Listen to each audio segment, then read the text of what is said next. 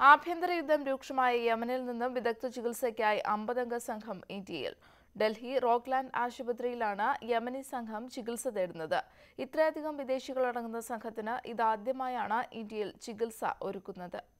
ആഭ്യന്തര യുദ്ധത്തിന്റെ ഭയപ്പെടുത്തുന്ന ചുറ്റുപാടുകളിൽ നിന്ന് ഒരു ദിവസം കൊണ്ട് ഇവർ അകലെയായി കഴിഞ്ഞു. ഹൂതി വിമതരും ഹാദി ഭരണകൂടത്തിന്റെ പട്ടാളവും തമ്മിലുള്ള ആഭ്യന്തര യുദ്ധം രൂക്ഷമായതിനാൽ മികച്ച ചികിത്സയ്ക്ക് പോലും യമനിൽ ഇവർക്ക് സൗകര്യങ്ങളില്ലായിരുന്നു. വിവിധ ശസ്ത്രക്രിയകൾക്കും പ്ലാസ്റ്റിക് സർജറിയും അടക്കമുള്ള വിദഗ്ധ ചികിത്സയ്ക്കുമായി 50ഓളം രോഗികളാണ് VPS റോക്ക്ലാൻഡ് ആശുപത്രിയിലുള്ളത്. ഹെർക്കുലിസ് C-17 വിമാനത്തിൽ വൈദ്യസഹായത്തോടെ സംഘത്തെ ഡൽഹിയിലെത്തിക്കുകയായിരുന്നു. UAE റെഡ് ക്രോസിന്റെ സഹായത്തോടെയാണ് ചികിത്സ.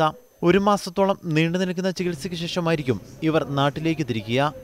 So I am really very much thrilled and excited to bring to your notice today. ഈ തവണത്തെ ദൗത്യം വിജയകരമായാൽ അന്താരാഷ്ട്ര തലത്തിൽ ചികിത്സാ സഹകരണം തുടരാനാണ് ആശുപത്രി അധികൃതരുടെ തീരുമാനം.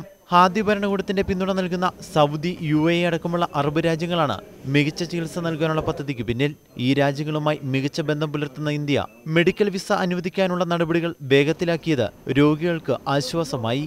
എം. ഉണ്ണികൃഷ്ണൻ, News 18, ഡൽഹി.